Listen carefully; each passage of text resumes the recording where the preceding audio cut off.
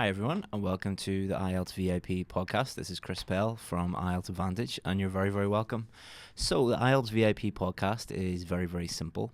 We have a VIP group of students who are members of our VIP course, and one of the things that we do with them, one of the many things we do with them, is we ask them once a week, what question would you like us to discuss on the podcast? And we'll go into a lot of detail just on one question.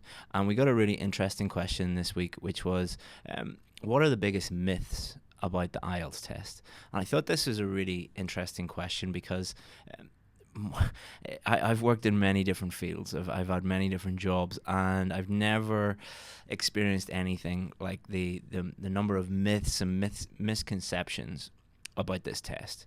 If you go into any school, any country, talk to anybody, they'll tell you in no uncertain terms what they think they have to do to get a high score.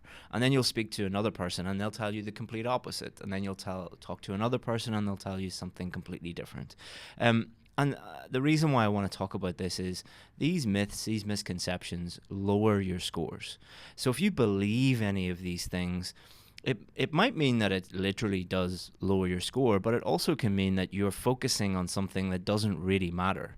Or more importantly, you're not spending enough time on the things that actually do matter. So if you want to be successful in anything, it's a really good idea, I think you would agree, to ignore the stuff that doesn't lead to improvement and focus on the things that do lead to improvement. So what we're going to do is I've made a note of the top 10 myths, the top 10 misconceptions, and we're going to go through each of these and talk about why these are and how they lower your score. So the first one that you'll hear a lot is, and this is applicable to both the speaking test and the writing test, is there's just one correct answer. So what you'll hear a lot of students say is, oh, you didn't answer this speaking question this particular way, therefore you're going to get a lower score. Or you didn't answer this writing task 2 question or task 1 question in this particular way, therefore you're going to get a lower score, which is complete nonsense. The speaking test is not a test of what is the correct answer. It's not a general knowledge test.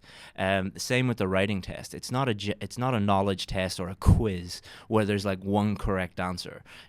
For example, what's the capital of the Republic of Ireland? Dublin. Okay, there's just one correct answer to that, but that's not what the IELTS test is. It's a test of your ability to receive and produce English, to communicate freely in English. So on the speaking test and on the writing test, there's no one correct answer. There are hundreds of different ways that you could get a band 9 in the writing test or a band 9 in the speaking test. There are many, many different ways to write an essay. There are many, many different ways to produce a good task 1 response. There are literally thousands of different answers that you could produce in response to what the examiner asks you in the speaking test, and you could get a band 9. It's not about the actual content as much as the marking criteria. For speaking, that's pronunciation, fluency and coherence, grammar and vocabulary. For writing, that's task achievement, coherence and cohesion, grammar and vocabulary. Those are the only things the examiners are marking you on. So when you hear someone talk about a specific structure or a specific answer or something like that, then it's normally a myth. They don't know what they're talking about. Number 2 is that the examiner must agree with my opinion.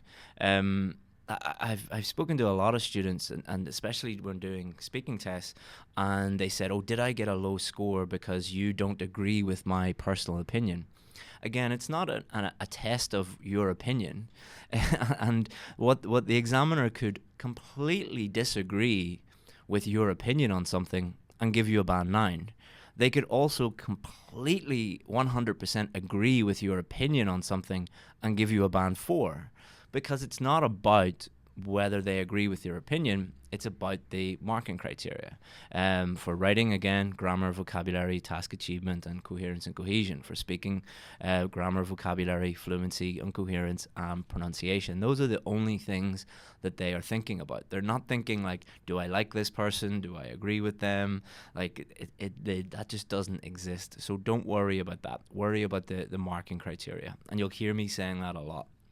Number 3 is something that is very, very destructive to not only people's scores, but also to their bank balances and to their time and to their stress levels, and even to the, to the success of their lives and their families.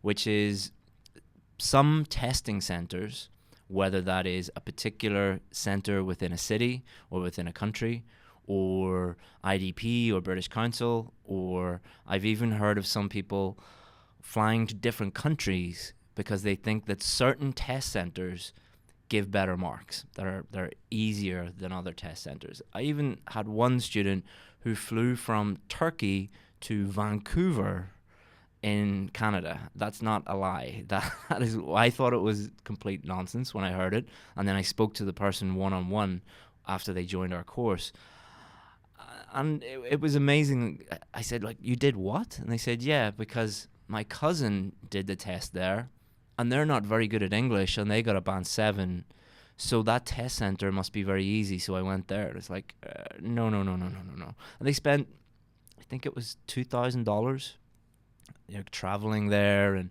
hotels and test fees and everything, and they failed. Of course they failed. Why did they fail? Because the test center has nothing to do with it. There aren't easier test centers. British Council isn't easier than IDP. IDP isn't easier than the British Council. It's not like if you go to a non-native English-speaking country versus a native English-speaking country.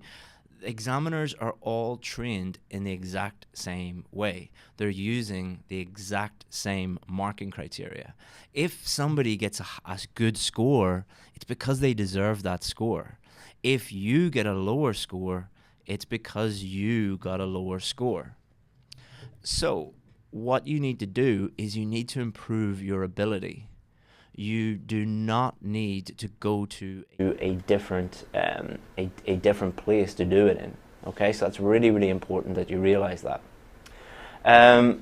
So, number 4, some examiners are more generous than others. So this is in relation to the third point, which is some testing centers are easier than others. You'll also get people saying within a test center, oh, go to this guy or go to this girl, because she is much easier on than the others. And some examiners are really, really hard and really harsh. Again, this is complete nonsense. This is because you cannot accept that you're just not at that level yet. So, like, trying to go to different centers or different examiners is really ignoring the elephant in the room. It's really ignoring the thing that you don't want to think about, which is the fact that you are not at that level yet that you want to be at, and you're just not prepared to put in the work. Like, which do you think would be easier?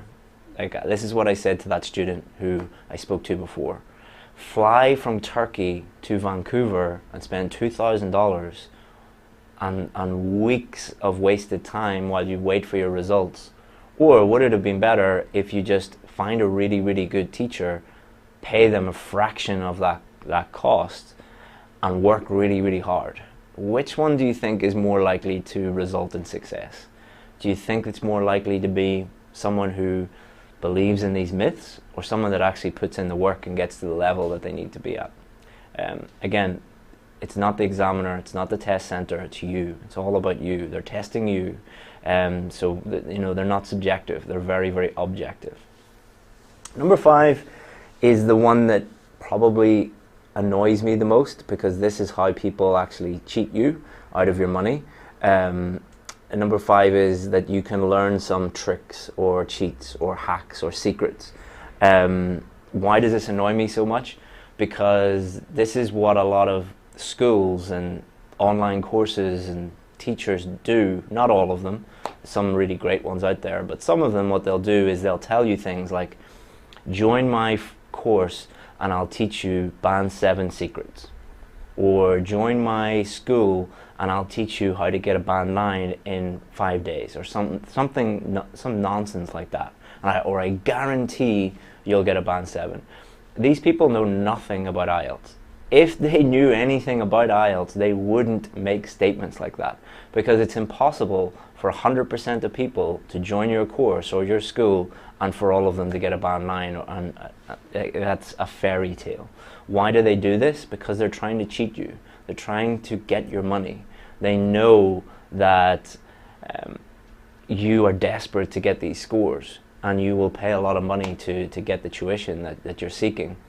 And if you come to someone like me who tells you, actually, you're not ready yet, you're going to have to work really hard, and you can get there eventually, but you know, it's going to take a lot of work, and you know, it's going to take a lot of time. If you hear someone like me say that, and then you go and look at another course and they say, you know, join my band 9 course and I guarantee 100% your results in 7 days, you're going to go with that person. All right, so be very, very, very careful with people making big claims. The bigger the claim, the more unbelievable the claim, then the more likely they are lying to you. And in my book, if you're lying to someone to get their money, then you're a criminal. So do you want to give your money to a criminal? Probably not. So yeah, the more realistic a teacher is with you, the more honest they are with you, the more I would trust them. Like we actually reject a lot of people from joining our course. We tell a lot of people, like, you just can't join because you're not suitable for the course. Like, we actually had a guy today emailing me who keeps emailing me about 3 or 4 times a day, desperately asking, like, can I join your course? Can I join your course? Like, no, you can't, because this guy just wants tips and tricks, and he wants to do things immediately. He doesn't have an idea about what the amount of work that it actually will take. So be very, very careful with that. Number 6 might be quite a surprising one, and this is that if you just study IELTS, you're going to get a really high score, which is not true. There are a number of different things that you need to do in order to get a high IELTS score. And the first and foremost one, the most important one, is have a certain level of English. So you have a certain level of grammar, a certain level of vocabulary, your writing, your speaking, your listening, your reading skills to be at a certain level. It doesn't matter how many structures you memorize or how many tricks you employ or how many tips you learn. You're not going to be able to get a high enough score unless your English is at a certain level. Now, does that mean that if you're really good at English, you can just go and do the test and get a high score? Again, no. It's not just about studying English, it's about studying English and IELTS together. You need to have a certain level of English and then go and learn about the test, learn about the different questions that they're going to be asking, learn about the marking criteria and what the examiners are going to be looking for, and tailor your answers to that, and that will really, really result in high scores. So the next one, number 7, is the one that if you speak to 100 IELTS examiners, because I've spoken to hundreds and hundreds of IELTS examiners, if you ask them, what's the most frustrating thing or the most annoying thing that you find with students, what they do in the exam, and it's related to vocabulary. It's about students thinking that in order to get a high score, all you have to do is learn a list of big words, high level or band 9 words, insert them into your essays or insert them into your speaking answers, and you'll get a high score, which is complete and utter nonsense and will lower your score. So if you do this, a number of things are happening. So number 1, you're thinking that the only thing being tested is vocabulary. It's not. Vocabulary is 25% of your speaking score and 25% of your writing score. 25% is significant, but it's not that much. There's another 75% that you're not really considering. The other thing to consider also is not only is range being tested. So what I mean by range is the range of your vocabulary. How complex is your vocabulary? How wide-ranging is your vocabulary? That's not the only thing being tested within vocabulary. Its accuracy is also being tested. So what happens if you learn a list of big words? You're going to make a mistake 90% of the time. So your essay or your speaking answers are just going to be full of mistakes. Idioms are a really, really good example of this, where you'll find a lot of teachers telling their students that, you know, if you learn lots of idioms and use lots of idioms in your speaking test, some teachers even think that you should use them in your writing test, which is a complete no-no. But if you use them in your speaking test, you're guaranteed to get a high score. So what happens? Student learns lots of idioms, tries to use them, messes up the idiom, says it incorrectly, messes up the pronunciation, messes up the use, messes up the meaning, and their answers are just full of mistakes. Do you think you're getting a band 9? Absolutely not.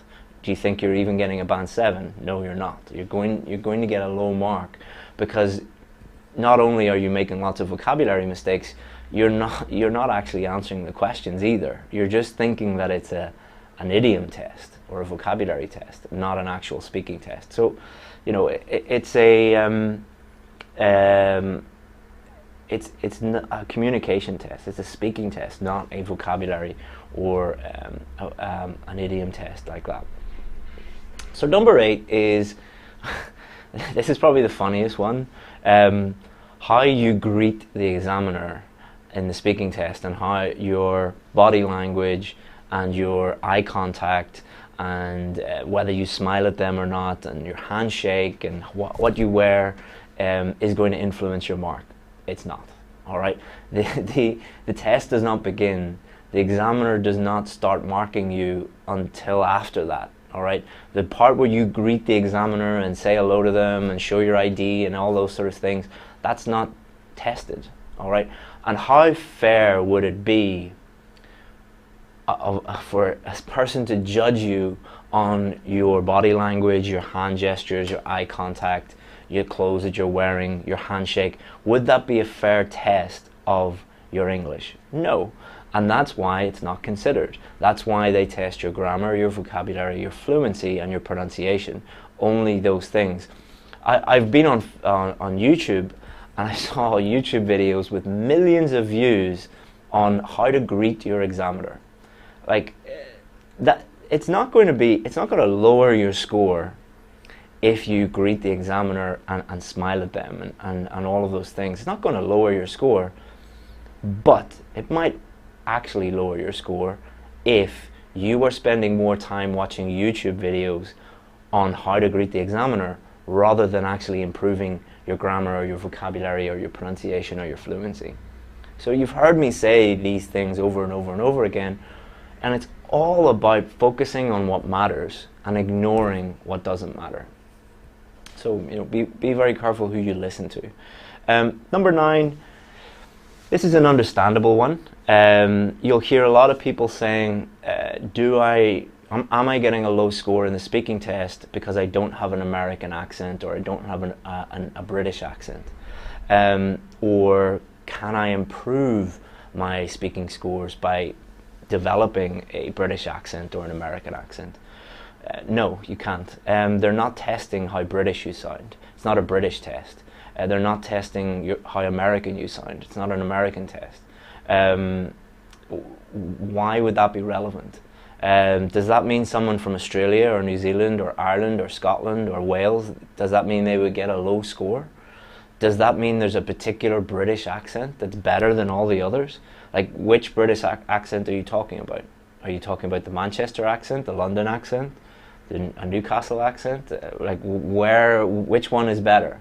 Like, there's no such thing as a British accent, really. You're maybe talking about the RP, like posh accent, but nobody actually sounds like that. Like, there's a tiny, tiny, tiny community of people who maybe live in Chelsea or Knightsbridge that speak like they've got marbles in their mouth, but, you know, most people, 99.999% of British people do not sound like the Queen. The Queen sounds like the Queen because she's the Queen, but that's not really relevant to communication, because if you go and get a job in London or wherever you want to get a job in the UK, very, very, very few people speak like that. You might get a few people on TV, but you know, that's it. It's not a test of how British you sound, because there's no such thing as a British accent, if you ask me. Last but not least, number 10 is related to grammar, which a lot of people think that if you use lots and lots of different grammar structures and many, many different types of tenses, you're going to get a high score for grammar. Exactly the same as the point I made relating to vocabulary. Not only will range of vocabulary be tested, accuracy will also be tested. So I remember speaking to a student a few years ago, and funny enough, I actually spoke to another student last week who told me the exact same thing. And they told me that the reason why they were not getting a high score in writing was because they didn't use the first, the second, the third, and zero conditionals within a 250 word essay. They also said that they didn't use the passive and the active enough. They told me that they didn't use enough tenses, so they said you needed to use 6 different tenses. So like it's nearly impossible to write an effective essay and include 6 different tenses, 4 different types of conditional structure, and active and passive all at the same time, because that's not how someone writes an essay. Like, how do people normally write essays? They normally write essays, like, let's say someone's a native English speaker and they're writing an essay for university, or you're an academic, you're a professor and you're writing an academic journal. A professor, even an English professor, doesn't go in and think, how many different tenses can I use? Or how many different grammar structures can I use? They think, how can I write an effective essay? Or how can I write an effective report? And that's kind of the attitude that you should have. Go into the writing test not thinking how many different structures and how many different tenses can I use. Just focus on writing an effective essay, and you will naturally use a range of different grammar structures. What you should be thinking about more is accuracy. How many error-free sentences are you producing? And because that is the thing that's being tested, really. The range of different sentences and structures. Most people who need a band 7 are using those naturally anyway. But most people failing to get a band 7 they're just making too many small grammar mistakes. So those are the top 10 myths. Do you agree with any of them? Let me know. It would be interesting to find out. Are there any other myths that you're aware of? Do you disagree with me on anything? It'd be interesting to hear that as well. Have your teachers told you any of those things? Unfortunately, there's no like standardized course that an IELTS teacher takes before they become an IELTS teacher. My mum could become an IELTS teacher tomorrow. Like, and she's my mom, I love her, but you wouldn't want her as your English teacher, as your IELTS teacher. I could literally walk out that door onto the street, walk up to the nearest bus stop, and just pull someone out of the bus stop and say, you're an IELTS teacher now. There's no barriers. It's not like a doctor or a lawyer where you have to go and do a certain degree, and then you have to go and do extra courses and pass lots of tests. Anybody can just say, I'm an IELTS teacher. So what happens is when you have a completely unregulated industry with millions of people participating in that industry and billions of dollars being poured into that industry, is you'll get a lot of people talking a lot of nonsense and pretending they know what they're talking about. One of the ways that you can test this is if you ask your teacher something and they always come up with an answer, and a lot of those answers sound a little bit dodgy. Because if you ask someone who is actually an expert in something and they don't know the answer, what they'll say is, I don't know the answer to that. So what happens is you're in a classroom and you're dealing with someone who doesn't really know what they're doing, and you ask them a question. What they're going to do is they're not going to be able to say, I don't know the answer, because they're afraid of you finding out that they're full of nonsense. So what they'll do is they'll make up an answer. That answer becomes a myth. And if this happens over and over and over and over and over again, you'll get lots and lots of myths, which is exactly what's happened in the IELTS industry, where you'll get people talking about how to shake the hand of the examiner and what hand gestures to use, rather than focusing on grammar and vocabulary and fluency and pronunciation and all of these things actually being tested. So I'm not disparaging all IELTS teachers, by the way. There are some great ones, but I think if you're a really, really dedicated IELTS teacher and you really care about the scores that your students are getting and the welfare of your students, I think you'll agree with me, because it's not in anybody's interests to have lots and lots of people encouraging these myths and giving people the wrong advice, and then that leads to people getting low scores, wasting their money, not having success that they deserve. So that's my little rant for today. What time is it? Nearly time to go. So thank you very much, guys. Hope that you enjoyed that podcast, and if you need anything, feel free to go to my website and you'll be able to get some advice there. Thank you very much, and I'll see you again soon. Bye bye.